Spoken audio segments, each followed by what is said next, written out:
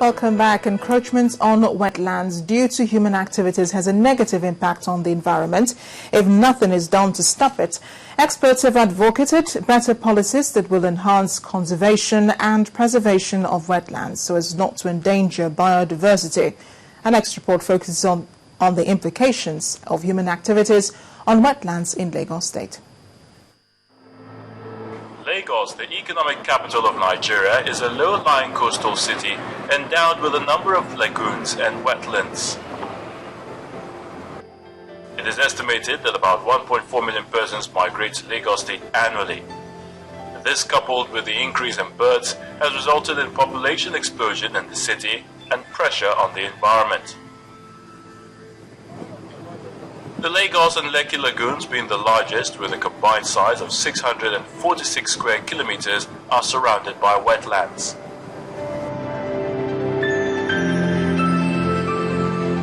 The wetland will be any landmass that is more inundated by water. The wetlands are area where you have a reservoir of water. There are two types of wetlands in Lagos. Lagos as a state has wetlands which comprise of things that are more of farms than perennial plants. But I think you still have pockets of those things like mangrove. For decades, many of these wetlands have undergone severe spatial changes owing to rapid urbanization. Concerns have been raised on the encroachment and abuse of these wetlands. Our visit to some of these places in Lagos State shows that a lot of encroachment is still going on, with the dumping of waste products into some of them. But what are the social and economic benefits of wetlands? A lot of wetlands are breeding grounds for other species. Some of the fauna in wetlands also play the role of stabilizing the soil material or providing food also in the food chain. Some of the effects of the encroachment on wetlands are hydrologic changes and altered water quality, flooding, causing direct habitat loss, suspended solids additions, dynamics nutrients, and chemical pollutions.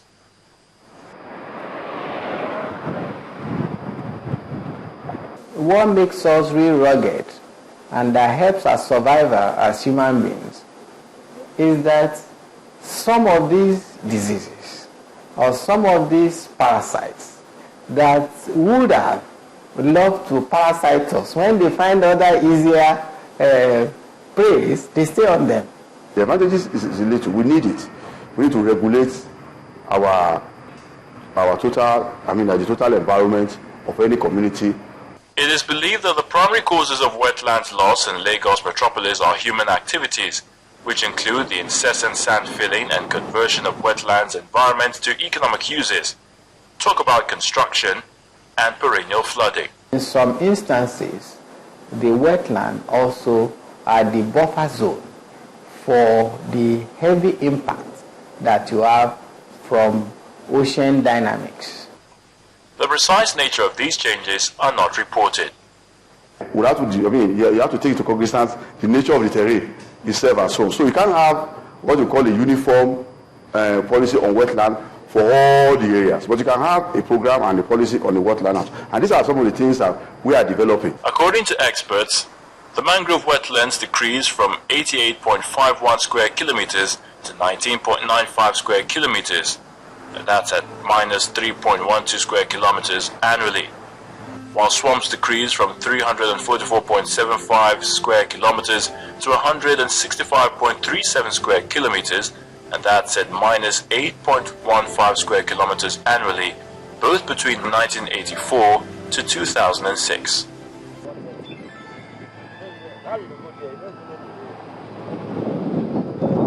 These have resulted in the increased runoff volumes, diminishing infiltration, reduced stream-based flows, and groundwater supplies, prolonging dry periods.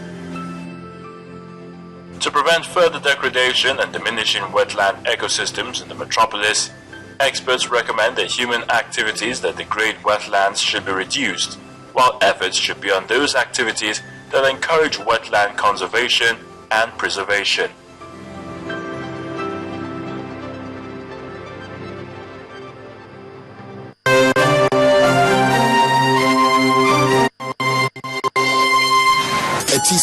Now you're talking. To our other feature tonight, early marriage, a lack of access to healthcare and good education, as well as cultural barriers, are some of the challenges of the girl child. But as the world marked the International Day of the Girl Child, how has this group been able to cope with the challenges facing them? This next report examines the issue. Years after completing her primary school education, 14-year-old Binta Habibu and 16-year-old Patience Jeremiah have not been able to enroll for secondary school. While they have dreams of pursuing their careers in banking and politics, all of these dreams might become a mirage if they don't have access to quality education.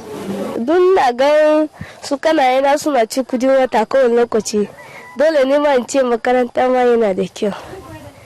Me kina so ki zama? Ni na so zama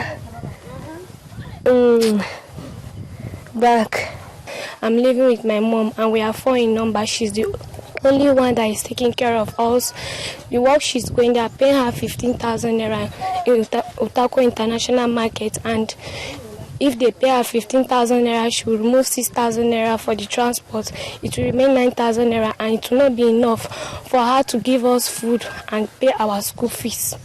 Statistics from the United Nations estimate that 125 million children around the globe are denied the right to proper education. 70% of them are girls. The 2012 gender report from the UK's Department for International Development indicates that Nigerian girls who enroll in schools leave school earlier than their male counterparts. More than 2/3 of 15 to 19-year-old girls in northern Nigeria are unable to read a sentence compared to less than 10% in the south. And the report also shows that only 4% of females complete secondary school in the northern zones. There are a lot of quick win interventions that the states need to adopt. You see, getting girls into school is beyond. Yeah, building classroom is very important, but it's beyond building classrooms. There are some proactive interventions that state governments can do. One is the use of incentives. The major factor you see in most regions are the issue of gender discrimination. You know, opportunity cost of sending the girl child, the boy child instead of the girl child to school. And a lot of states have not passed their Child Rights Acts. In the last few years, especially since the launch of the Universal Basic Education Act, which made education compulsory and free, much has been achieved in the provision of infrastructure to make learning conducive. However, experts advocate a girl-child-friendly school concept, which involves mentoring. The Girls Club is to empower the girls, to give them confidence, to mentor them, teach them leadership skills, guide them, protect them, from the various challenges that the girl child has. While most girls in the city are privileged to access quality education, more action is needed in the rural areas to improve the access to education for the girl child.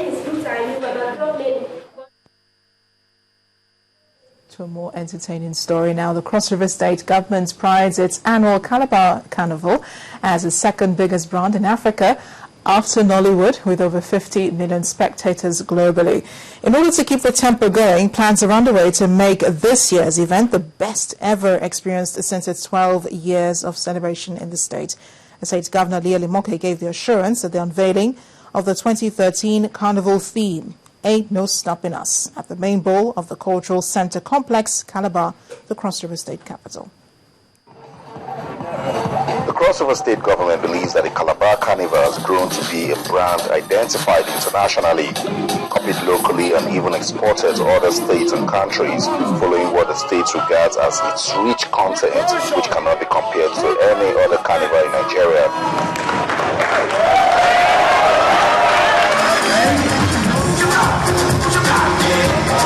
Unveiling the theme, which is expected to be interpreted by 5 participating bands: the Seagull, Master Blaster, Freedom Band, Passion 4, and Bayside. Governor Imoke asked the band's members to reflect on the state's culture, history, creativity, and above all measures geared towards promoting the tourism industry. It's a brand that reflects so much about us, about our people, about our industry, about our history, our culture, our capacity.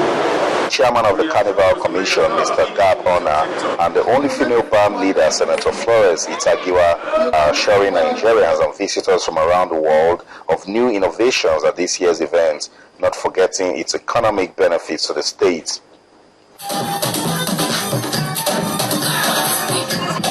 As the world awaits this colorful and exciting event, which the state believes is the biggest street party in Africa, the expectations is that this year's audience will be better than last year's. The Calabar Carnival takes place annually on the 26th and 27th of December, and the Cross River State government has promised a fun-filled event.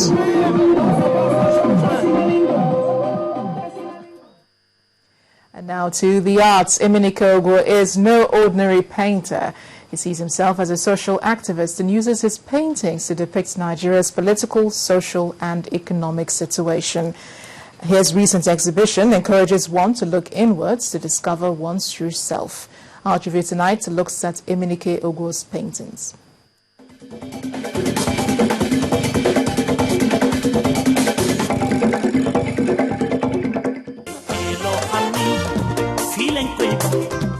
Emenike is no stranger to these walls, and they have beckoned on him again to come back and display some of his observations on canvas.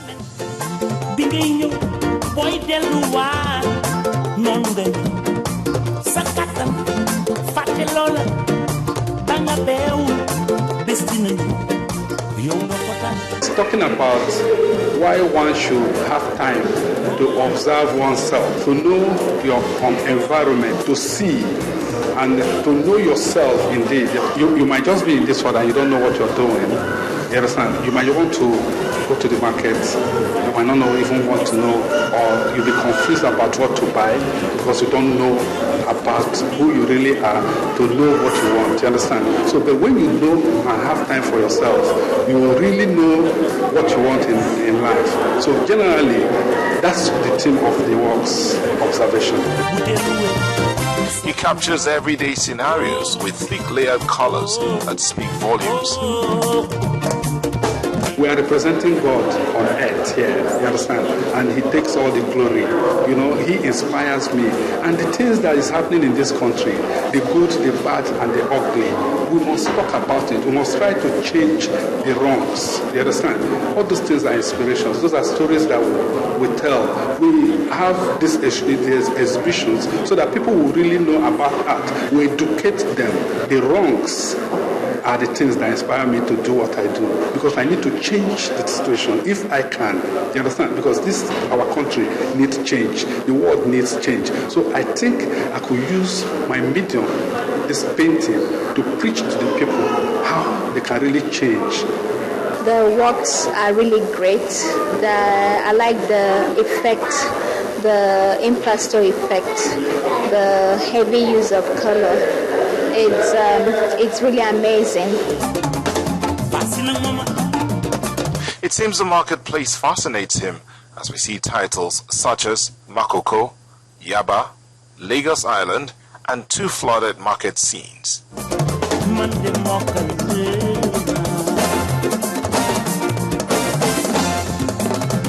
He displays over 20 paintings with this concept and more.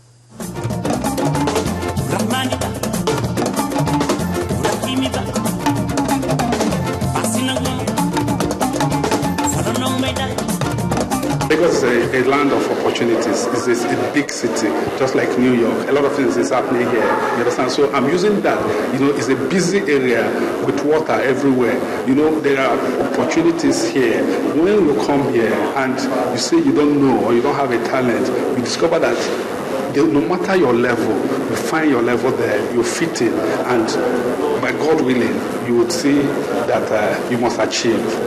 It's about Lagos in general, the good, the bad, and the ugly of Lagos. Ogwo is a graduate from the prestigious Auchi Polytechnic in Edo State, where he specialized in painting.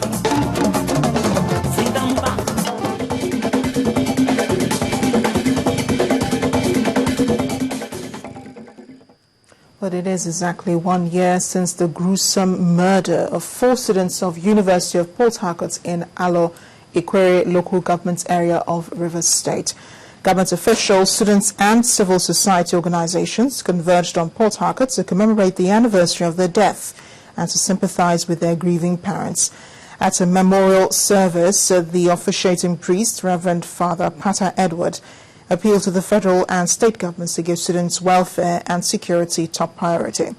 Also at the event, Niger Delta human rights activist Ankyo Briggs attributed the killing of the 4 students in October 2012 to lack of accountability by government. She called on the judiciary to bring the perpetrators of the crime to justice. Still ahead on the news at 10, Super Eagles edge closer to the 2014 World Cup qualification with an impressive victory away over Iweala Antelopes of Ethiopia. That will be on Sports News. Please stay with us.